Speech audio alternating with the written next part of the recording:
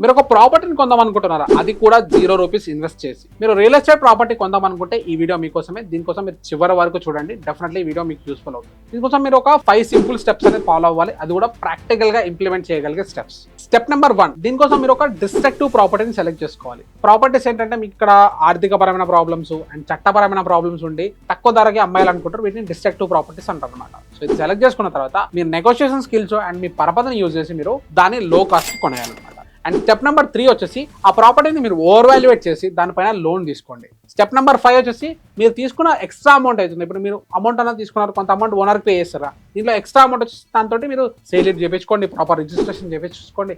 చేసుకున్న తర్వాత ఇంకా ప్రాపర్టీని రెనోవేట్ కూడా చేయండి. ఇంతకుముందు అయితే రెంటల్ ఇన్కమ్ వచ్చిందో ఆ ప్రాపర్టీకి మీరు రెనోవేట్ చేయడం ద్వారా ఇంకొంచెం బెటర్ రెంటల్ ఇన్కమ్ అనేది మీరు కోట్ చేసుకోవచ్చు. స్టెప్ నెంబర్ 5లో ఈ రెంటల్ ఇన్కమ్ ఏదైతే వస్తుందో ఆ వచ్చిన రెంటల్ ఇన్కమ్ తోటి మీ ఈఎంఐ అనేది పూర్తవుతుంది. ఇలా మీరు సింపుల్ స్టెప్స్ ఫాలో అవ్వడం ద్వారా మీరు సింగిల్ రూపీ కూడా ఇన్వెస్ట్ చేయకుండా మీరు ఒక ప్రాపర్టీని కొనొచ్చు, మీరు సొంతంగా కూడా చేసుకోవచ్చు. సో ఇలాంటి మరెన్నో latest real estate information tips కోసం మన యూనిక్ రియాలిటీ ఛానల్ ని ఫాలో అవ్వండి. యూట్యూబ్ లో చూస్తున్నట్లయితే ఇప్పటివరకు సబ్స్క్రైబ్ చేయకపోతే ప్లీజ్ సబ్స్క్రైబ్ చేయండి. ఇలాంటి మరెన్నో వీడియోస్ మీకోసం ఇంకా తీసుకురాబోతున్నాము. ఎవరైతే మీ ఫ్రెండ్స్ రియల్ ఎస్టేట్ లో ఇన్వెస్ట్ చేయాలనుకుంటారో వాళ్ళకి ఈ వీడియోని షేర్ చేయండి.